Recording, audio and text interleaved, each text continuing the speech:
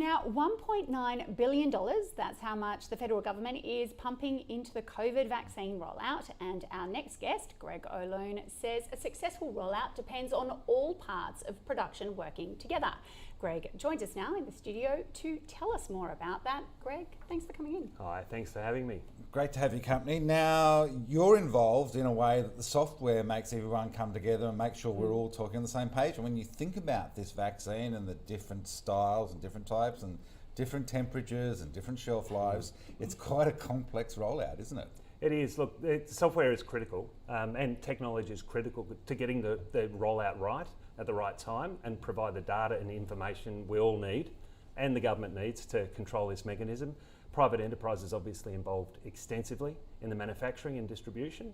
The Pfizer issue is a major issue, obviously with an extra lab, but the AstraZeneca rollout, with which we've got a lot more control of, and I think that is critical. Self-sustainable manufacturing is critical to our ongoing viability in pandemics or whatever else might go wrong in the world.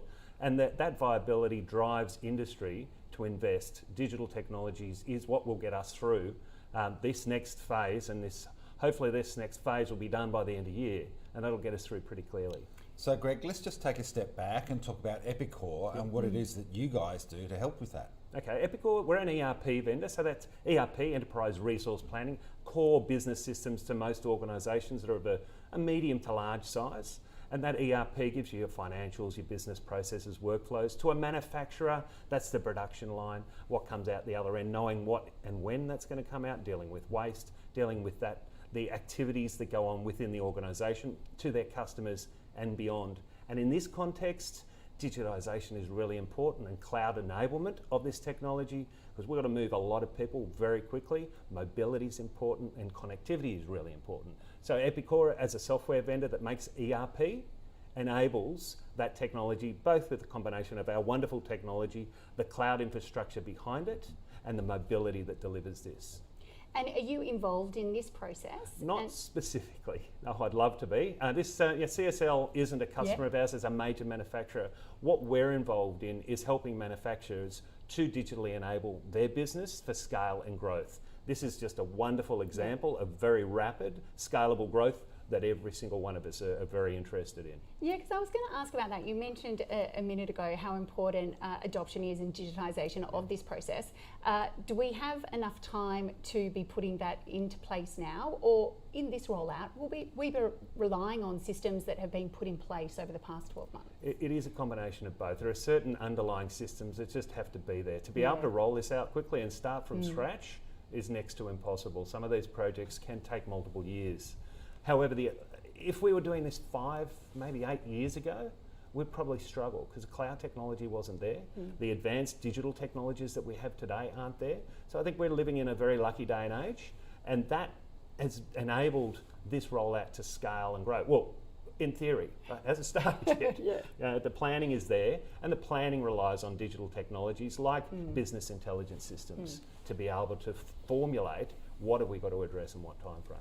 So we're talking about sort of something very high tech and sort of with a quite vulnerable shelf life at this point in time, but I'm thinking in terms of your ERP, if you're in the food manufacturing sector, which also has some critical hazard points, or even if you're building sort of satellites for space and sort of all of that sort of stuff, you guys must be sort of central to sort of making sure the whole thing comes together and makes sense at the end and is in the right place at the right time. Absolutely, and that's industry, like software companies like Epicor, working with government and compliance. Either here, we work in multiple countries, and here significant compliance issues around food and medical product distribution and manufacturing. To us, we also work in aged care.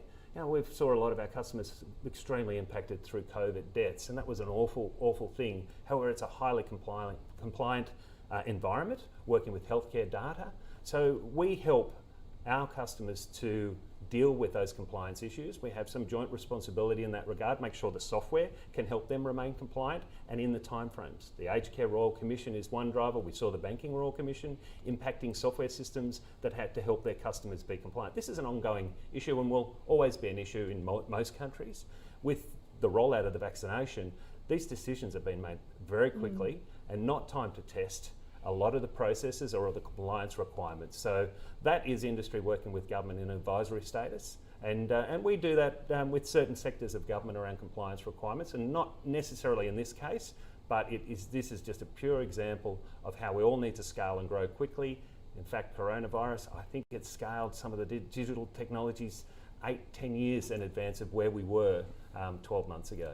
Well, that's what I was going to ask you. What did 2020 look like for Epicor in terms of people suddenly needing a solution and going, can you guys fix this? Well, you know what? The start of the pandemic, it certainly looked very slow. Certainly coming into the end of the March quarter. It then picked up very quickly as our customers' demand for digital solutions and cloud grew very rapidly. Fast forward to today, coming into 2021, I'm seeing in our numbers almost an unbelievable inquiry rate for cloud-enabled systems. And I say unbelievable in the fact that I've triangulated this, I've checked with the team, and we're seeing an unbelievable demand for cloud adoption.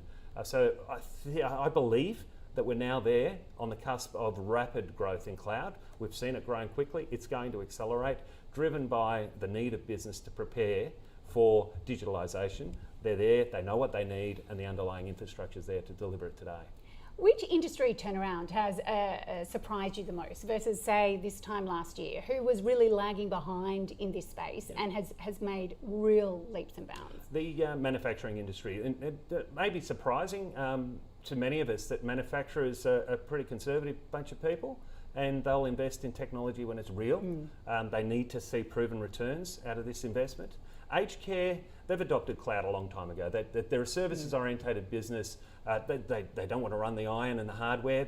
The people who love their servers on-prem, they moved on a long time ago. Manufacturers, they still have to have a lot of kit on site anyway. They've got to manufacture a lot of machines and processes. They've got to manage those processes. They're now the ones who are really jumping on board and accelerating. Distributors, they're more data-driven people. And they've been in the cloud for a lot of their CRM and other processes. The core ERP, I think they're next to go. But manufacturers, I've been very surprised to see them moving so quickly now.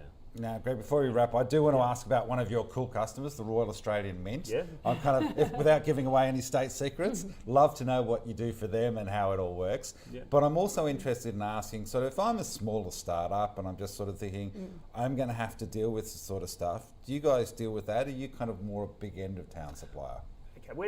I like to say we're in the middle and work out. Yeah. So we go down to, in the manufacturer organisations with maybe 20 employees minimum, so certainly not the startup stage. But a small business nonetheless. They're still a small business. And up to maybe about 1,000, or the division of a larger organisation. In the Mint, what we do for the Mint, obviously the Mint makes coins, that's most of us know that. So we help them with the production line and the production of the coins, all through from those coins that we might have in our pockets through to their very special large coins that they sell in the market. We help them with point of sale as well, so they do run a retail outlet. So production management and finance. That sounds like a bit of fun, and just imagine all that money floating around.